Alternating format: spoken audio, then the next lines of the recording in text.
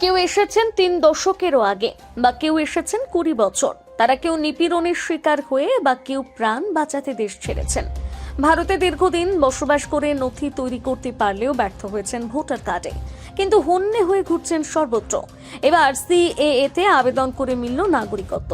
শংসাপত্র হাতে পেতেই খুশির বাঁধ ভেঙেছে নাগরিকত্ব প্রাপকদের। হিলি থানার রামকৃষ্ণপুর, উত্তর খারুন সহ একাধিক এলাকায় মানুষ রাজনৈতিক কচকচানি এড়িয়ে বালুপাড়ার একটি ক্যাফে থেকে সিএএ ফর্ম পূরণ করেন। তারপর শুনানিতে ডাক পেয়ে প্রয়োজনীয় নথি দাখিল করে। তারপরে বুধবার সিএএ আবেদন করে শংসাপত্রের মেসেজ পান। এদিন দুপুরে বালুপাড়ায় তাদের সঙ্গে দেখা করে অভিনন্দন জানালেন বালুরঘাটের বিজেপি বিধায়ক অশোক কুমার লাহিড়ী। এই প্রসঙ্গে সিএএ শংসাপত্র প্রাপক মৃত্তিকা বর্মন বলেন, আপনার বাড়ি রামকৃষ্ণপুর, আগে আপনার বাড়ি কোথায় ছিল? বাংলাদেশে ছিল। তো আপনার তো নাগরিকত্ব ছিল না, এখন যে নাগরিকত্ব পেলেন কেমন লাগছে? এখন খুবই ভালো লাগছে, আনন্দ লাগছে। আর আগে নাগরিকত্ব পাওয়ার আগে কেমন লাগছিল আগে আপনাদের? মন খারাপ ছিল, ওই বলে যে তোমাকে এটা হচ্ছে না, ওটা হবে না, ওটা হবে না। তো এখন এটা পায়ে বাংলাদেশ আবার দিয়ে রিটার্ন করে দিবে, তোমাদের কিছু নাই।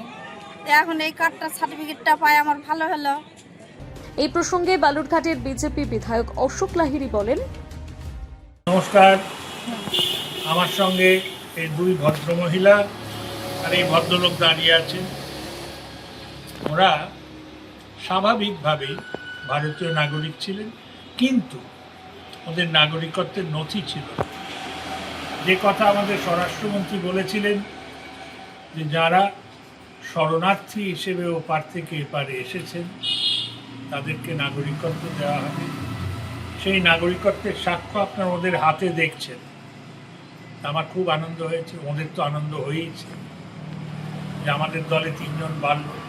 দল মানে আমি রাজনৈতিক দলের কথা বলছি না, আমি ভারতীয় দলের কথা বলছি, ভারতীয় নাগরিকের দল। আমি ওদের কাছে রাজনীতি করতে আসিনি। আমি ওদের বলেছি যে নাগরিকত্বটা একটা খুব পবিত্র অধিকার। ওরা বিচার করে যে দলকে ভোট দেওয়া উচিত সে দলকে ভোট দেবে। আজকে খুব আনন্দের দিন। আমাদের এই জায়গায় 3 জন ভারতীয় নাগরিক বাড়ল আইন অনুযায়ী। আপনাদের সবাইকে অভিনন্দন। ভালো থাকুন, ভালো রাখুন। হিলি থেকে বিশেষ প্রতিবেদন, নিউজ টুডে।